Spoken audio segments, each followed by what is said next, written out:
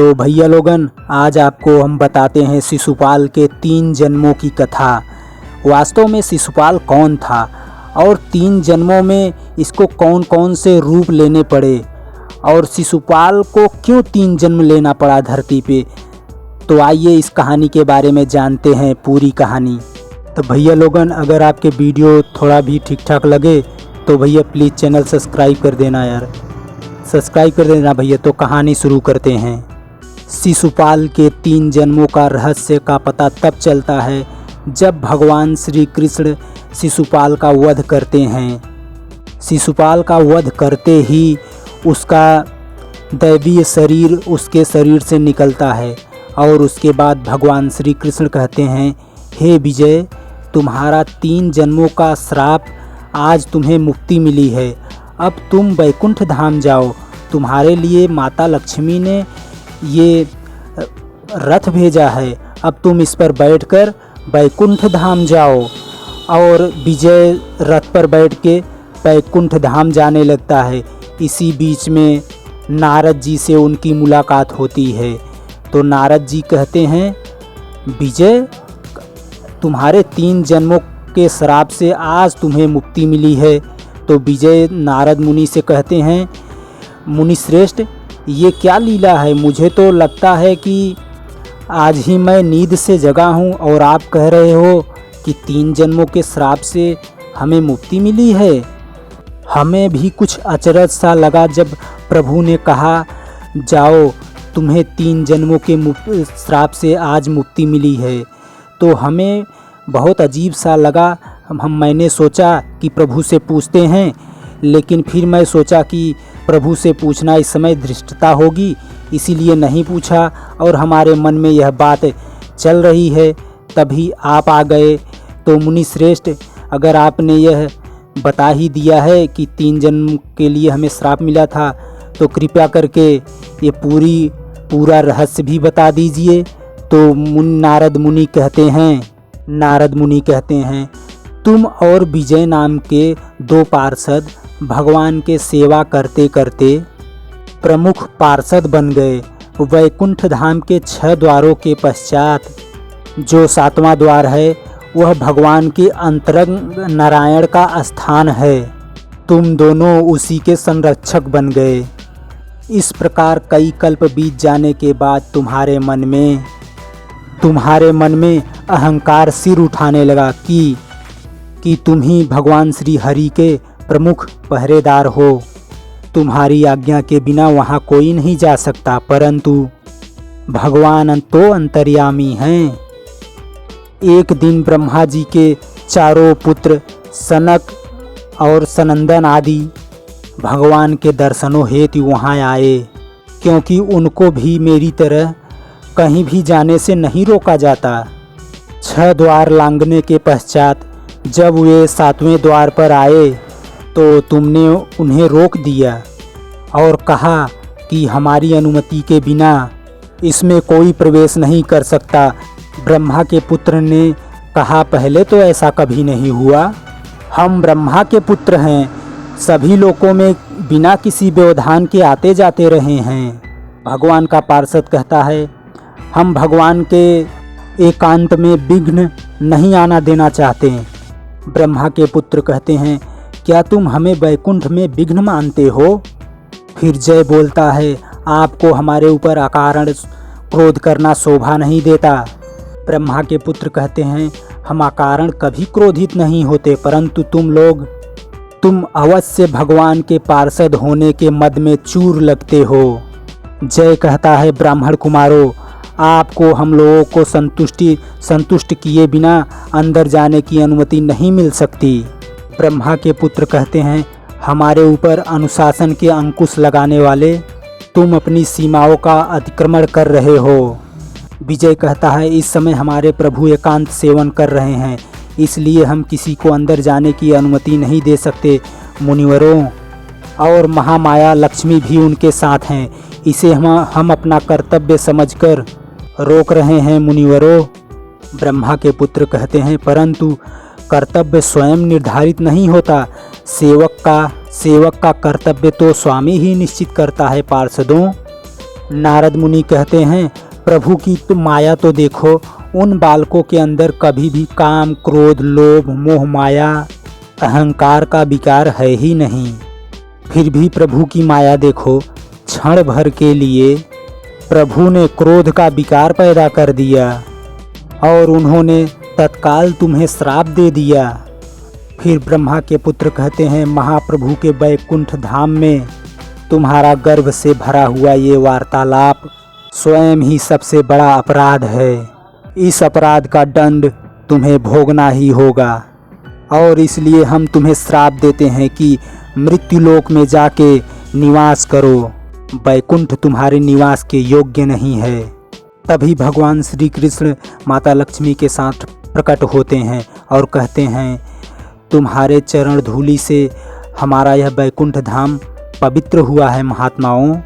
फिर ब्रह्मा के पुत्र कहते हैं, हे अनंतानंत, हम आपके ही दर्शनों के लिए आए थे, परंतु ये आपके पार्षद आपके दर्शनों से हमें परंतु ये हमारा अनादर कर रहे थे। भगवान श्री कृष्ण कहते हैं, इनकी धृष्टता के लिए मैं आपसे क्षमा मांगता हूँ। ब्रह्मा के पुत्र कहते हैं, प्रभु आप हमसे क्षमा मांग रहे हैं, परंतु क्यों? कृष्ण कहते हैं, परंतु शास्त्र कहता है अपने सेवक का पाप का अपयश उसके स्वामी को भी भोगना पड़ता है। ब्रह्मा के पुत्र कहते हैं, प्रभु हमें और लज्जित ना करें, हमारे अंदर क्रोध का विकार उत्पन्न हुआ था, इसके लिए हम पहले से ही लज्जित हैं, इसके लिए हमें आप भी दंड दे सकते हैं दीनानाथ। कृष्ण कहते हैं, हमारे यहाँ किसी को दंड नहीं दिया जाता है। ये जो हमारे प्रिय पार्षद हैं, इनके श्राप की अवधि यदि आप निश्चित कर दें तो इन पर बड़ी कृपा होगी। ब्रह्मा के पुत्र कहते हैं, धन्य है दया निधान, आपके विनम्रता ने तो हमारा हृदय जीत लिया है। आपके दर्शनों में हमें 3 क्षणों का विलंब हुआ है, इसलिए इन पार्षदों को 3 जन्मों तक मृत्युलोक में रहना होगा। इसके बाद ये मुक्त होकर फिर वैकुंठ धाम आ जाएंगे। फिर कृष्ण जय और विजय से कहते हैं, अब तुम हमारे वैकुंठ धाम छोड़कर पृथ्वी लोक पर जाओ। फिर जय विजय कहते हैं, हमारी इच्छा है 3 जन्मों में हमारी मुक्ति आप ही के हाथों हो। फिर भगवान श्री कृष्ण कहते हैं, तुम्हारे कल्याण के लिए मैं स्वयं मृत्युलोक में आऊँगा। तुम हमारे प्रिय पार्षद हो, इसलिए तुम्हारी मुक्ति के लिए स्वयं मैं धरती पर आऊँगा। फिर नारद मुनि विजय से कहते हैं, वैकुंठ से तुम्हारे पतन के बाद तुम दोनों का जन्म हिरणाक्ष और हिरण्यकश्यप के रूप में हुआ। तुम दोनों भाई परम बलशाली थे। सत्ता के अहंकार में उन्होंने यह सोचा कि मानव यज्ञादि के द्वारा भगवान की जो पूजा करते हैं उसे बंद कराना चाहिए। हिरण्याक्ष ने भगवान की पूजा बंद करने के लिए आकाश से पृथ्वी को चुराकर समुद्र के नीचे छुपा दिया। यह देखकर प्रभु ने वराह रूप धारण किया और ब्रह्मा के नासिका से निकले और हिरण्याक्ष के साथ समुद्र में भगवान ने उसके साथ युद्ध किया और तत्पश्चात भगवान ने उसका वध करके प्रभु ने अपने दांतों पर पृथ्वी को उठाया और उसको समुद्र से बाहर निकाला। भाई का वध होने से हिरण्याकश्यप बहुत दुखी हुआ और उसके अपने गुरु के कहने से बहुत ही घोर तपस्या किया। हिरण्याकश्यप ने कहा, प्रभु भगवान मुझे ऐसा वर दीजिए, आपके बनाए हुए किसी प्राणी से हमारी मृत्यु ना हो, ना मनुष्य से, ना पशु से, ना दैत्य से और ना देवताओं से, ना भीतर मरूं ना बाहर मरूं, ना दिन में ना रात में, ना अस्त्र से मरूं ना शस्त्र से, ना पृथ्वी पर ना आकाश में। युद्ध में मेरा कोई सामना ना कर सके। आपके बनाए हुए समस्त प्राणियों का एक छत्र सम्राट हूँ। इंद्र आदि लोकपालों में जैसी महिमा आपकी है वैसी ही प्रतिष्ठा मेरी भी हो जाए। मुझे ऐसा ही वर दीजिए भगवान, मुझे ऐसा ही वर चाहिए। फिर इस प्रकार ब्रह्मा से वरदान पाकर हिरण्यकश्यप ने स्वयं भगवान होने की घोषणा कर दी और यह आज्ञा दी कि सब उसकी पूजा करें। उसके डर से सारी सृष्टि उसकी पूजा करने लगी, परंतु उसके अपने पुत्र बालक प्रहलाद ने पिता को भगवान मानना स्वीकार नहीं किया और श्री हरि की पूजा करता रहा। हिरण्यकश्यप ने क्रोधित होकर कई प्रकार से अपने बालक की हत्या कराने की कोशिश की।